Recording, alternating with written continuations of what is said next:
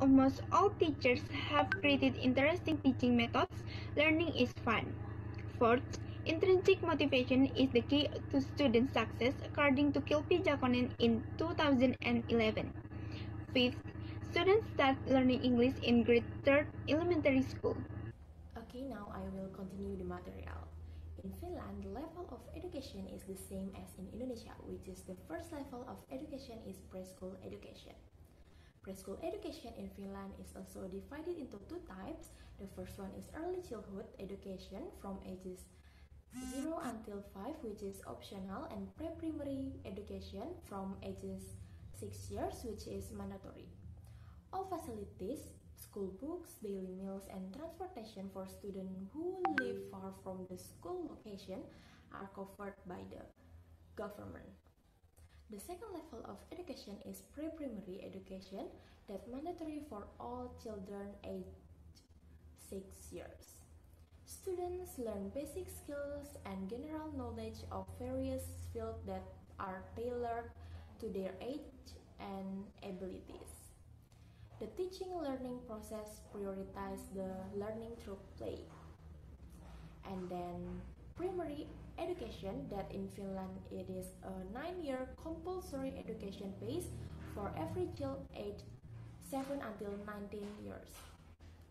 Each student attends a school near his home decided by his local government.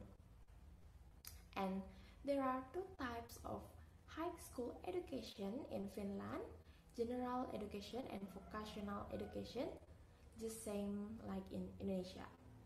And then the last one is Finland has two types of universities, which is public universities and applied university.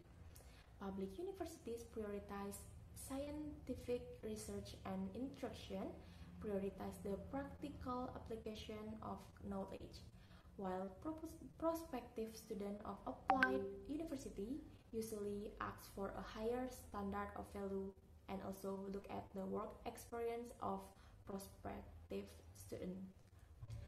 Okay, the next material is the purpose of the education system in Finland. The main goal of the education system in Finland is to create high-level education for all. The aim is to ensure that all Finnish people can undergo education to the highest level, equitably with the best abilities, skills, and competencies.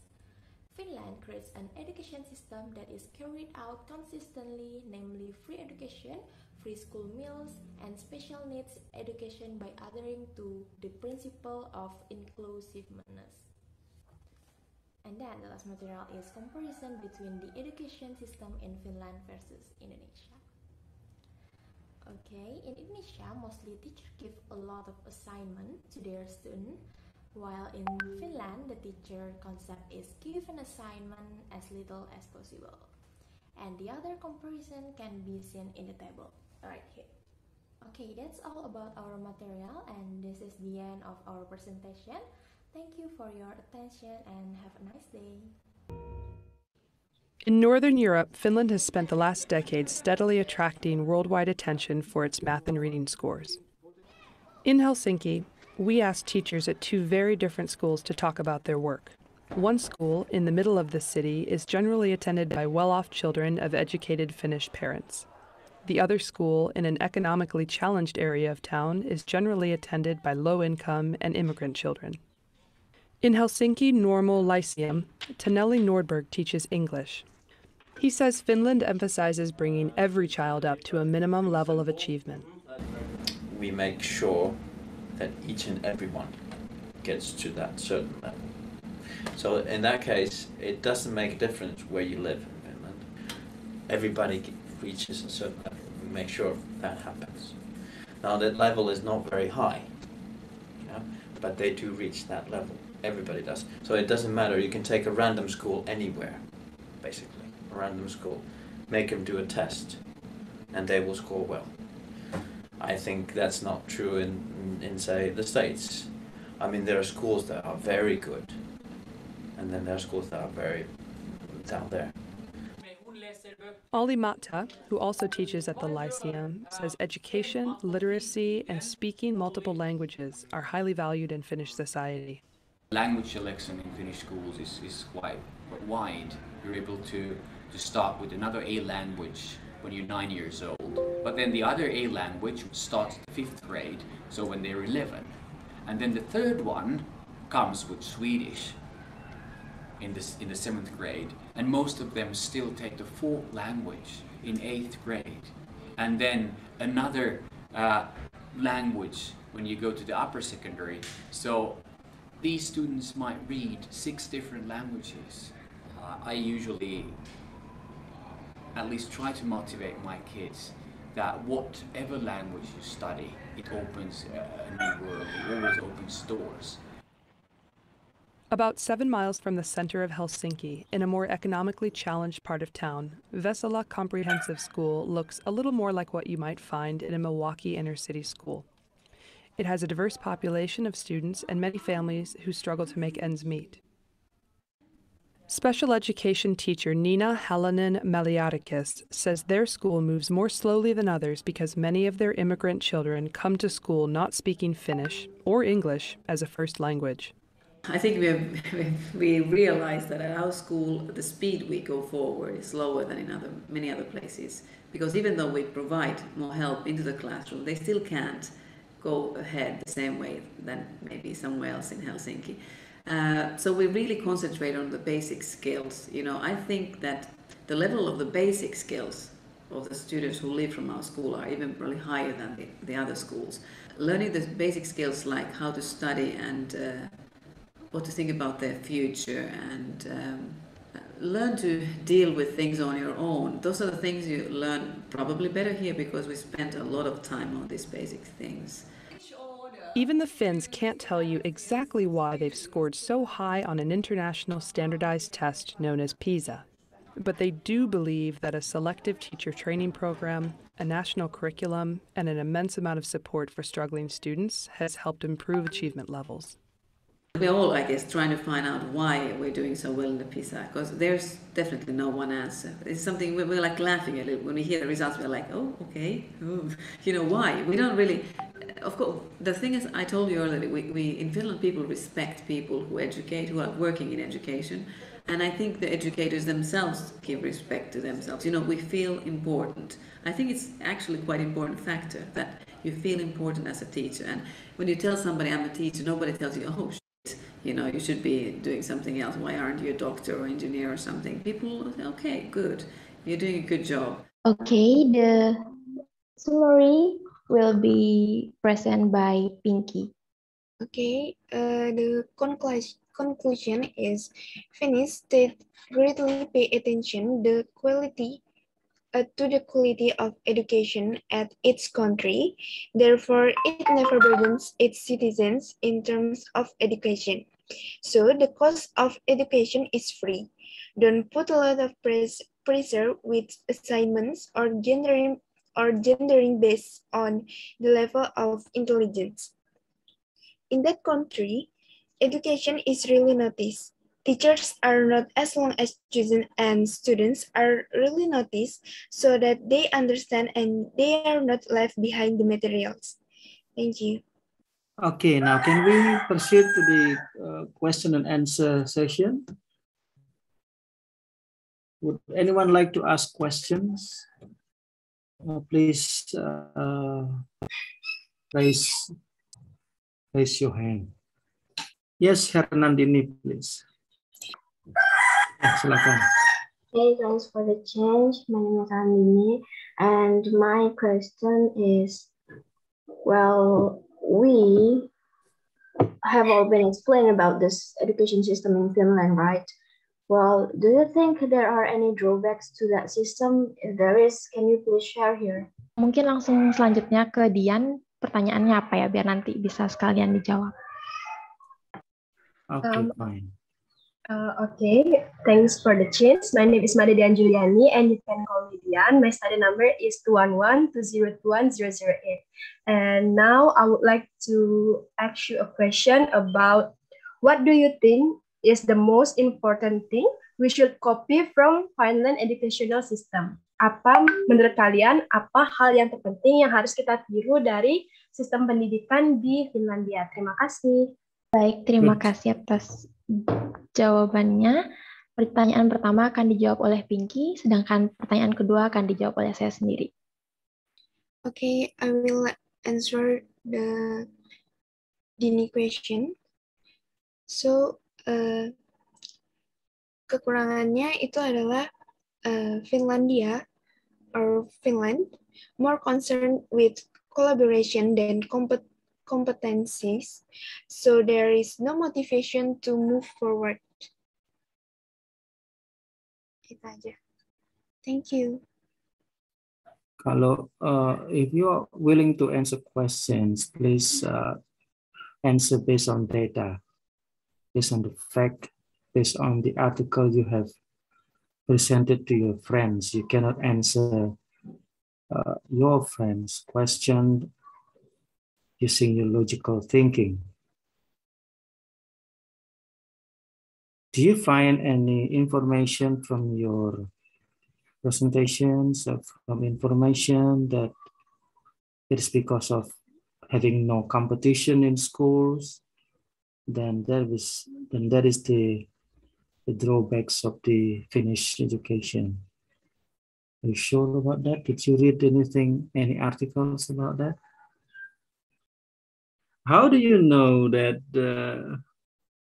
that no competition in the Finnish educational system is the drawbacks of their education? How did you know? Did you read that information from any articles?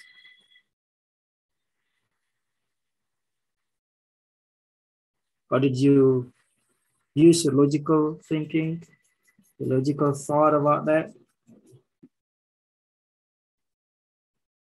I read that on journal, sir. On a journal? Yes. Which states that? In Finland, itu dia nggak ada seperti pengklasifikasian kelas. Jadi dia itu semuanya sama rata gitu, sir. Jadi nggak ada kompetisi di dalamnya. Yang ada itu hanya pendidikan yang disamaratakan, seperti itu, sir. Apakah itu dikatakan sebagai drawbacks, the disadvantage of the Finnish educational system? Disebutkan seperti itu? Pardon, sir? Apakah begitu disebutkan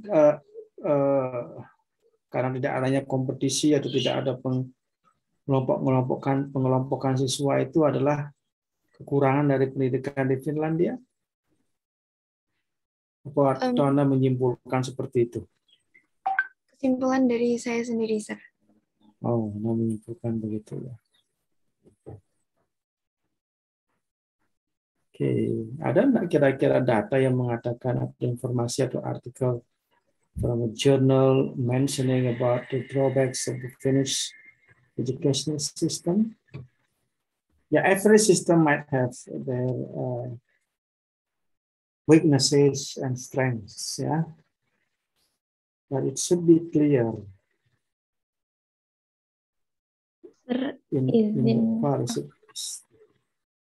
Sorry? Sir, saya sempat membaca kekurangannya cuma yang saya baca sistem ini cuma bisa diterapkan di dalam negara yang kecil jumlah penduduknya, sir.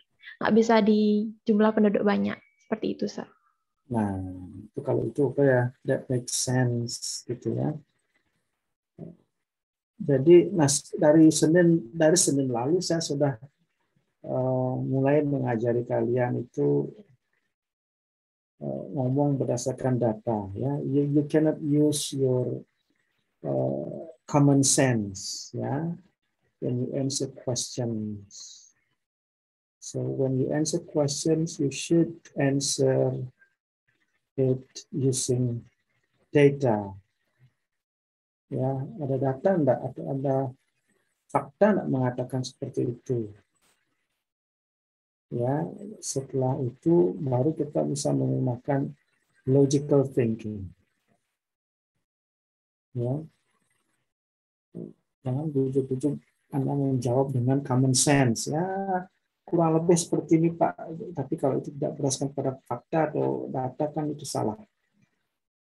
Ya, kita akademisi, kita akan mencari dasar dari apa yang kita katakan, gitu ya. Nah, kalau Anda mengatakan ada artikel yang menyebutkan kalau sistem di Finlandia tidak bisa diberlakukan di negara dengan jumlah penduduk yang besar, oke. Ya, nanti tolong itu dimasukkan di dalam paper Anda. So, your paper is still possible to improve, ya. It's not a final paper. Yeah, you write only 5 to 6 pages only, but then along as you present your paper, you can add more information into your paper to make it better, to make it complete. Yeah, in the end or at the end, I will give scores on both of your paper, the beginning paper and the last paper. How much improvement have you made through your paper? Yeah, this is a portfolio assessment. I'm not thinking only about the product of your work, but I'm thinking of the process of your learning. Gitu ya, jadi tambahkan itu nanti di paper. Ya, yang disebutkan tadi bahwa memang the Finnish educational system can only be applied in a very small country, having not many citizens probably. Ya. Okay, sir. Thank you. Yeah. Okay, go on. Go on to the second question. Oke, untuk mohon maaf saya menjawab dalam bahasa Indonesia, sir. No problem. Menurut saya, sistem pendidikan di Finlandia yang patut untuk dicontoh oleh Indonesia adalah kurikulum yang tidak berubah-ubah dan tetap konsisten. Karena di Indonesia setiap pergantian menteri, kurikulum pun juga ikut berganti dan itu akan membutuhkan waktu untuk beradaptasi lagi, jadi tidak akan berjalan dengan lancar. Sedangkan di Finlandia, walaupun pemerintahannya berganti-ganti, namun kurikulumnya tetap yang itu yang pertama diterapkan. Dan juga menurut saya seharusnya di Indonesia juga diterapkan tidak ada klasifikasi ranking karena itu akan membuat para siswa dan siswi malah berlomba-lomba untuk mencari nilai, bukan untuk mengembangkan kemampuan mereka. Dan juga menurut saya ya itu aja mungkin dari saya. Terima kasih, Sir. Ya, sekarang pertanyaannya apakah ada statement lagi dalam artikel yang Anda pakai untuk presentasi itu, kurikulumnya tidak berubah. Anda disebutkan seperti dalam paper Anda.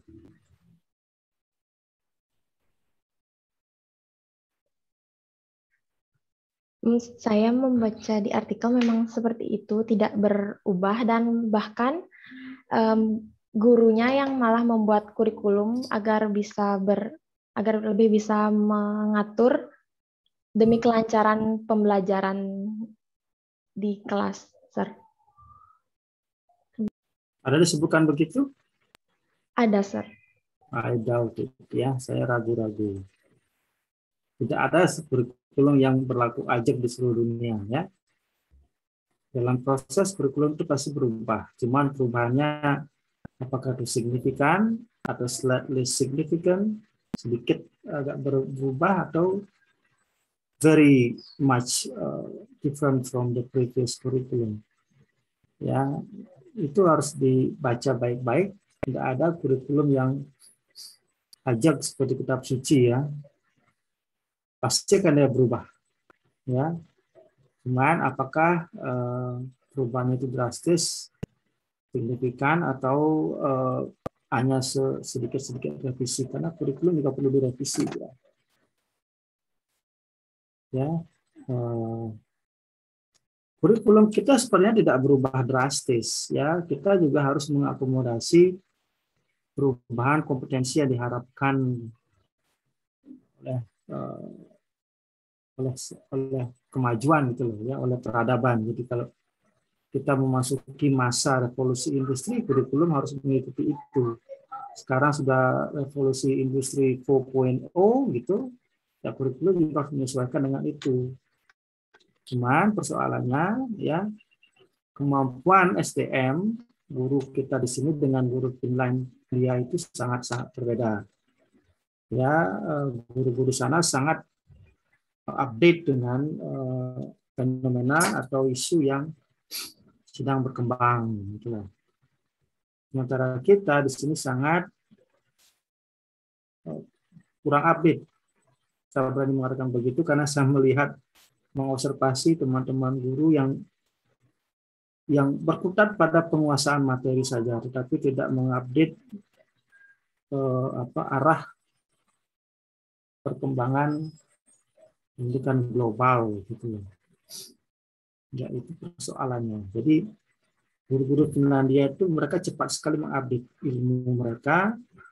Karena kan tadi disebutkan ada professional development kalau nggak salah di paper Anda ya. Ada nggak? Coba ditunjukkan slide show, ada nggak yang menunjukkan bagaimana guru-guru di Finlandia itu meningkatkan kualitas dirinya, meningkatkan kualitas profesionalismenya dia. Yang dimasukkan unsur-unsur itu. Ya.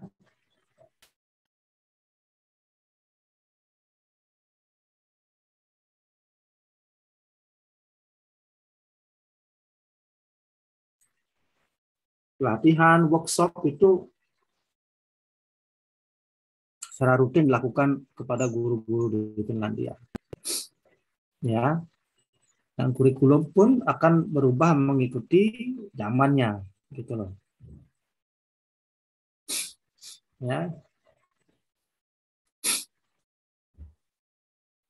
Kita berubah, sebenarnya nama kurikulum kita berubah, tetapi namanya berubah, tapi isinya tetap tidak berubah sama sekali. Itu persoalannya. Arah pendidikannya juga tidak berubah, gitu. Tujuan utama dari yang ingin dicapai pun tidak berubah. Namanya berubah, gitu. Namanya kurikulum, nama kurikulumnya berubah terus, tapi isinya itu tidak diupdate, gitu. Ya, dan sangat seperti kurikulum kita di sini sangat berfokus pada penguasaan materi. Ya, penguasaan materi yang mungkin tidak memiliki manfaat bagi anak-anak. Mungkin, saya bilang mungkin. Ya.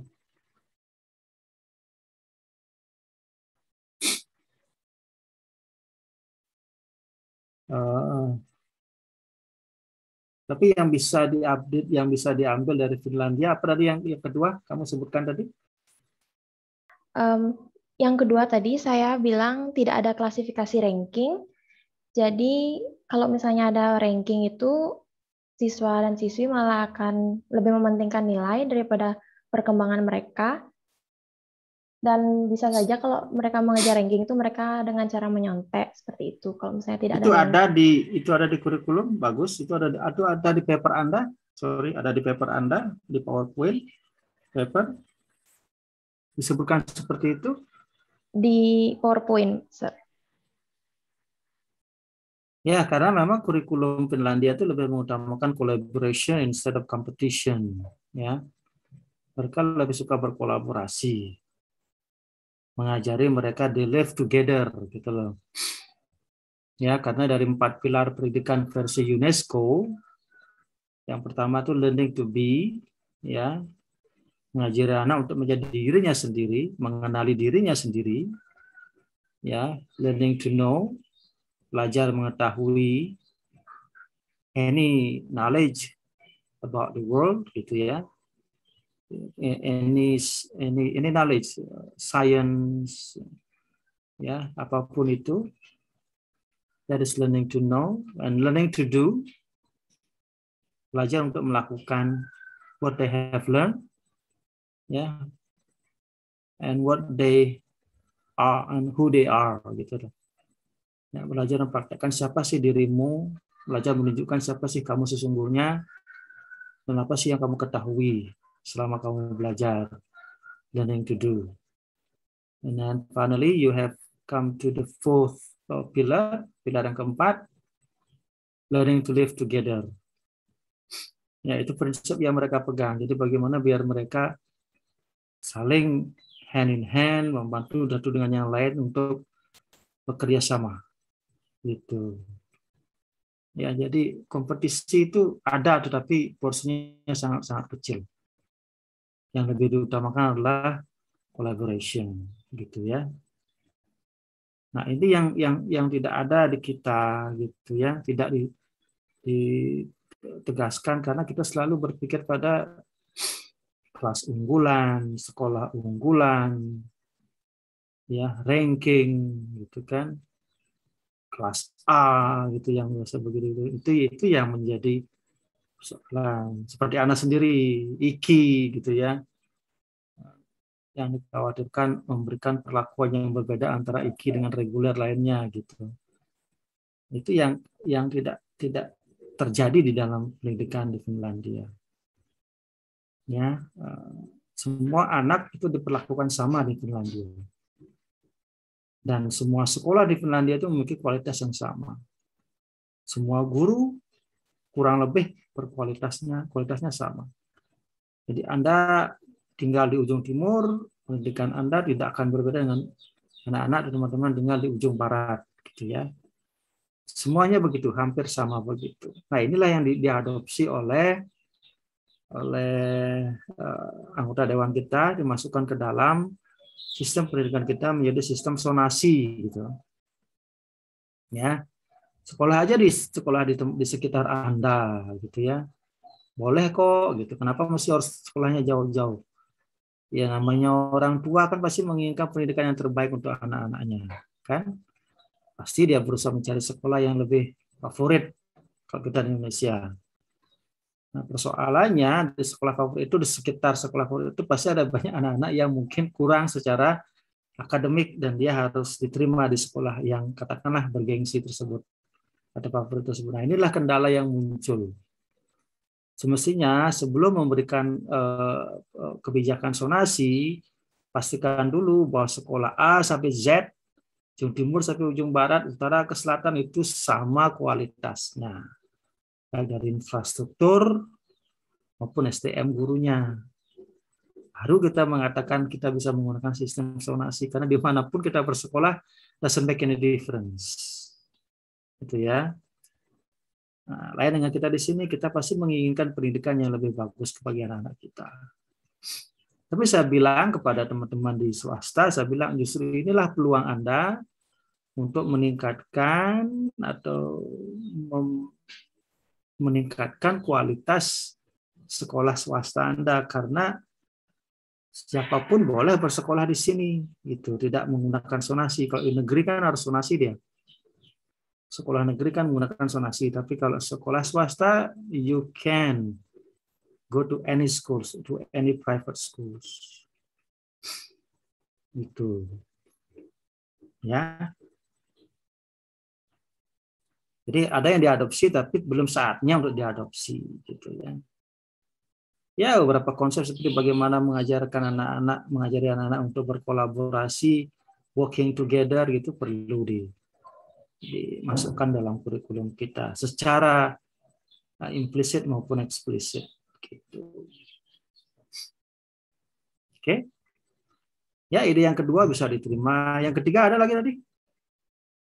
Mau menambahkan, Sir. Ya.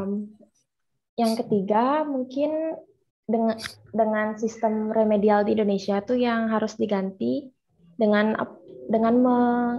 mengajari murid yang masih tertinggal seperti di Finlandia. Mungkin seperti itu yang ketiga. Sir. Ya, cuman persoalannya betul bagus itu Meta, tetapi persoalannya siapa yang mengajari itu?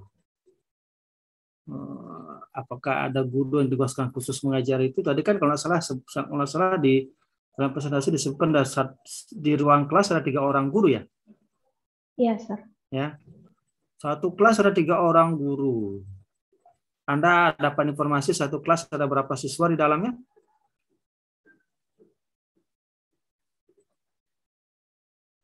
Ada?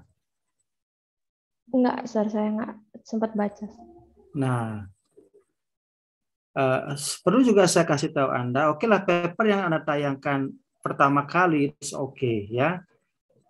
Saya memang tidak suka atau tidak bisa mengatakan when you do your paper you do it right for the first time. Tidak ada istilah begitu kalau di saya mengajar ya.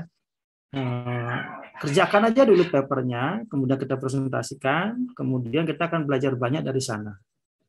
Bertolak dari sanalah kalian bisa melengkapi data-data yang kurang di dalam paper. Anda akan melakukan mini research jadinya. Ya, mini research itu mini library research. Jadi search lagi, kira-kira saya ingin tahu berapa sih jumlah siswa di satu kelas di Finlandia. Search lagi di internet. Ya, ada enggak informasi tentang itu? Ada tentang berapa jumlah siswa dalam satu kelas? Gurunya sudah ada informasi 3 orang guru. Saya lupa 2 orang guru ngajar, 1 orang yang tertinggal gitu ya. 1 orang khusus ngajar yang tertinggal kalau salah itu. Saya baca yang 1 orang ngajar, yang 2 orang yang mengajari yang tertinggal. Oh, terbalik ya, sorry. Kebalik. Nah, kalau Anda juga kebetulan, apakah Anda lulusan sekolah internasional? Ada nggak di antara kalian yang lulusan sekolah internasional? Seperti katakanlah mungkin dari Mahatma Gandhi. Mahatma Gandhi, apa itu? Gandhi School yang di Denpasar, apa itu? Atau dari High Scope, atau Anda dari Montessori, atau ada dari Diatmika, dari mana? Rata-rata sekolah yang bertaraf internasional itu pasti menggunakan gurunya minimal 2 dalam satu kelas. Ya, jumlah siswanya pun kurang lebih 20 orang siswa dalam satu kelas. Gitu ya. Jadi manajemennya nggak bagus sekali. Manajemen siswa, manajemen learning jadi mudah. Ya, apalagi satu kelas ada 2 orang guru. Ya, dan 2 orang guru itu saling berkolaborasi, tidak saling berkompetisi ya. Nah, itu yang terjadi. Ada dari lulusan itu sekolah-sekolah yang saya sebutkan tadi? Ada? Tidak. Nah, nanti kalau suatu saat nanti mungkin kalau Anda punya waktu silahkan berkunjung ke sekolah internasional. Ya, di Singaraja juga ada beberapa ya. Ada NBBS, North Bali Bilingual School, itu punyanya Prof. Fatma Dewi. Dosen kita, dosen Ele ya, ada di sekolahnya di Panji.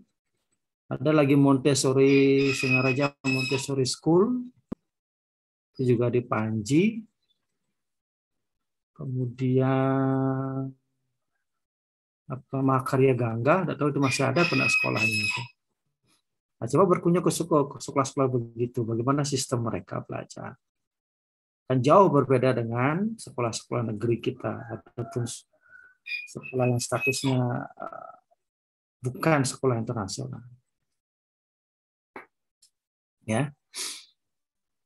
Nah. Oke, ada lagi, Meta?